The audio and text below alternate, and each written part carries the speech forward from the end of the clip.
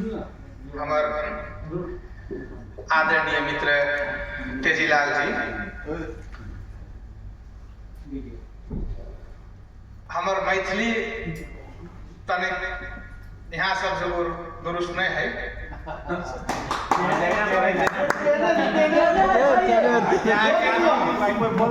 थोड़ा बहुत प्रयत्न जरूर करे छी। आज कोई नहीं बोलते, जब बल्ला बोले हैं तो केकरो ना चले है। आज के कार्यक्रम के सभापति हमार आदरणीय मित्र जमीर नदाफ जी, विशेष अतिथि मंच पे आसीन चंद्रवीर यादव जी, जगतलाल जी, लगाए उपस्थित यहाँ पर हमार सब गोटे दाजू भाई सब। हमार नाम अफसर अली खान, दोहा कतार में काफी लंबा समय से सामाजिक अभियान में जुड़ल थी। असल में हमार पहला परिचय मिथिला या जनकपुर से हमारे हेडमास्टर के रूप में वीडियो डालबे। गांव में छोटा सा स्कूल रहे जे हमारे खेती बाड़ी सब है, ज्यादा रहिए नहीं। तो जब एकदम छोट रही तो स्कूल में हमारे जाना आना रहे, तो स्कूल के जो हेड मास्टर रहे अभिराम मिश्रा सर से ओकर घर जनकपुर, मैथिली भाषा स्कूलों में बाजे।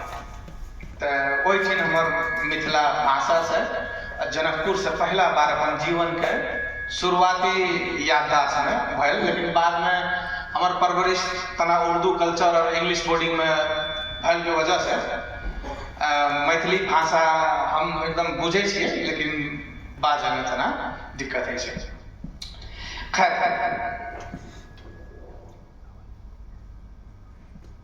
जनकपुर बोर्ड्स जिस तरीके से हम लोगों के बीच में आया और उसने शुरुआत में ही जो अपना खेल दिखाया,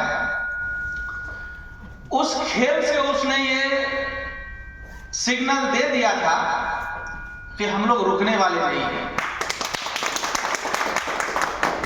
वो खेल का पहला संकेत ही था कि नेपाल अधिराज्य भर में जनकपुर बोर्ड्स का बोलबाला उसने अपने पहले दूसरे तीसरे खेल में ही झंडा गाड़ दिया था। खेल है, युवाओं का खेल है, और जब इस तरह का स्पोर्ट्स क्रिकेट फुटबॉल मैदान में भिड़ंत होता है तो ऐसा लगता है कि दो देशों की आर्मी भिड़ रही है। लेकिन जब लोग कोई भी खिलाड़ी किसी भी खेल में रहता है तो वो जात, धर्म, संस्कृति, रीति रिवाज से बहुत ऊपर होता है। ये ऑडियंस है। खेल से बाहर आप जाके पूछिए किसी खिलाड़ी का धर्म, उसका धर्म खिलाड़ी है। आप पूछिए उसका जात खिलाड़ी है। आप उसका पूछिए नाम, पहचान, खिलाड़ी है। पिछले समय जनकपुर बोर्ड जिस तरीका से अपना खेल प्रदर्शन कर रहा था, सामाजिक संजाल में कुछ लोगों ने कुछ टीका टिप्पणी किया। सबसे पहले तो हमारी जो पहचान है, हमारी जो धरोहर है, हमारी जो संस्कृति है, हमारी जो रीति रिवाज है, हमें इस पे फख्र करना चाहिए। कोई दूसरा आदमी हमारे रीति रिवाज, हमारे संस्कार, हमारा जो रहन सहन है, खान पीन है, उस पर टीका टिप्पणी करने का अधिकार किसी को नहीं है। लेकिन हमको हमारा जो संस्कार है, हमारा जो रीति रिवाज है, उस पर पहले खुद फख्र करना चाहिए।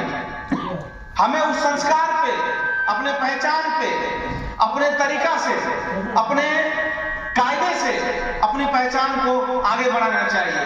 क्या आज काफी नहीं है जनकपुर बोर्ड्स ने जो ये हिस्टोरिकल पहला उपाधि, पहला एनपीएल का उपाधि जो उठाया है, क्या ये काफी नहीं है पूरे देश को बताने के लिए कि हम किस संस्कार से हैं, किस परवरिश से हैं, किस मिट्टी से हैं, किस पहचान से हैं?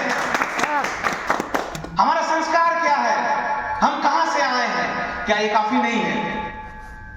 तो दोस्तों, जब हम लोग किसी खेल में एज ए ऑडियंस शामिल होते हैं तो अपने जगह का, अपने मूल्य मान्यता का, अपनी इज्जत और प्रतिष्ठा का, सम्मान बचाए रखने का हम लोगों में भी जिम्मेवारी होता है। बेशक हमारे खिलाड़ी साथियों ने तो वो बनाया, लेकिन हमारे भी कुछ दोस्तों ने अपनी पहचान देने में कमी कमजोरी की है। हमें आगे से इस चीज का भी ख्याल रखना है कि ये जो एनपीएल है ये हमारे ही नेपाली भाइयों के बीच का है। एक प्रदेश का आदमी किसी और प्रदेश के लिए खेल रहा है, किसी और प्रदेश का खिलाड़ी किसी और प्रदेश की जीत के लिए खेल रहा है, खून पसीना बहा रहा है। तो समग्र में आज जो ये जनकपुर बोर्ड्स की जीत है, अगर देखा जाए तो पूरे नेपाल की जीत है। हम अकेला नहीं जीते हैं।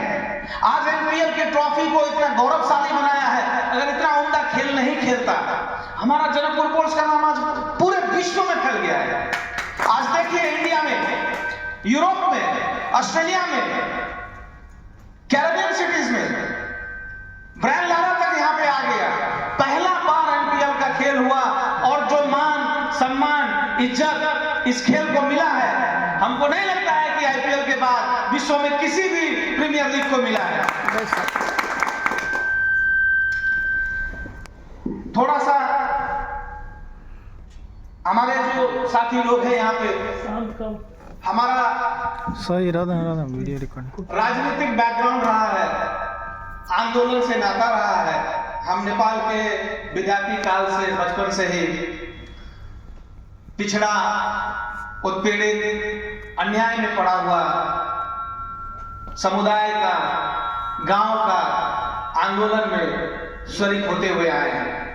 हम कभी विद्यार्थी थे तो विद्यार्थी का हक अधिकार सुनिश्चित करने के लिए पहली बार नेपाल में सशस्त्र प्रहरी, दंगा प्रहरी बोल करके परिचालन हुआ था। काफी छोटे थे, हम खुद एक खिलाड़ी रह चुके हैं। पुलिस की गोलियों का सामना किया, हम थोड़ा भागने में तेज थे, हमारा दोस्त बेचारा गोली खा गया। और रबड़ बुलेट पहली बार नेपाल में इंट्रोड्यूस हुआ था विद्यार्थी को। कभी महिला आंदोलन में तो कभी मधेसी के हक अधिकार के लिए, उसके पहचान के लिए, उस पे होने वाले अवहेलना के लिए लिखते आए हैं, आवाज बुलंद करते हुए आए। जब हम कतर में आए, यहाँ कुछ सामाजिक संस्थाएं थी, उन सामाजिक संस्थाओं में हमारे मधेसी भाइयों का प्रतिनिधित्व बहुत न्यून था, बहुत कमजोर था, बहुत कम था। अगर था तो आवाज बुलंद नहीं कर सकता था। आप 10 आदमी के बीच में एक आदमी कमजोर हो जाते हैं। उन्हीं दौरान में मैंने अपने मधेसी भाइयों साथियों से नाता गोता बढ़ाया, संबंध बढ़ाया, पहचान बढ़ाया, और मैंने उनको ये उत्साह दिया कि भाई दोहा कतार के सामाजिक अभियान में, राजनीतिक अभियान में आप लोगों को पार्टिसिपेट होना पड़ेगा, हिस्सेदारी लेना पड़ेगा। अगर हम लोग आज किसी चीज में पीछे हैं तो वो हमारा राजनीतिक और सामाजिक इन्वॉल्वमेंट में।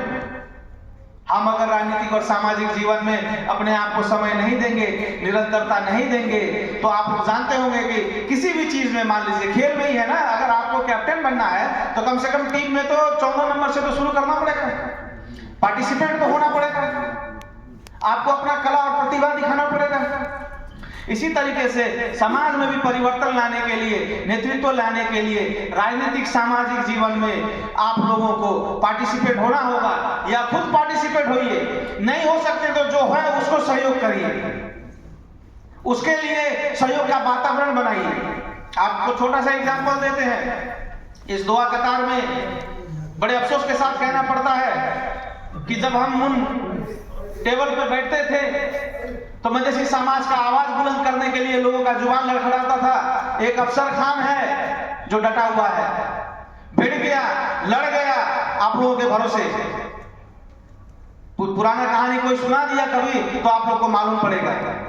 उस दिन हमने कसम खाया कि मधेसी एजेंडा पे कोई राजनीतिक दल का आदमी हो, किसी गांव का आदमी हो, किसी समाज का आदमी हो, एक प्लेटफॉर्म पे खड़ा होना पड़ेगा, तभी आपकी बात सुनाई देगी।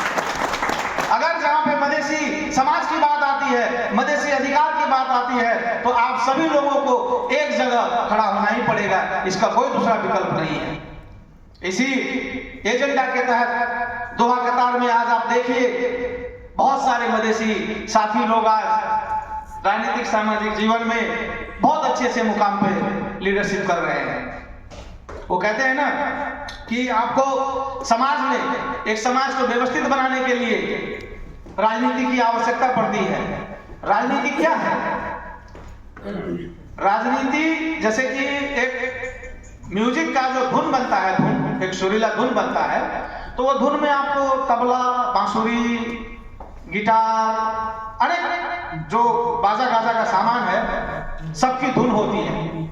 लेकिन उस सब की धुन को बैलेंस कर करके जो इक्वलाइजर होता है मशीन, आपको हर धुन सुनाई दे रहा है सुमधुर साउंड में, तो उसी तरीके से समाज के हर आवाज को किसी का अधिकार संपन्न बनाते हुए किसी के अधिकार को कम नहीं किया जाए, किसी को मान सम्मान बढ़ाते हुए किसी का मान सम्मान नहीं घटाया जाए, इस चीज को सुनिश्चित करने का जो माध्यम है वो राजनीति है।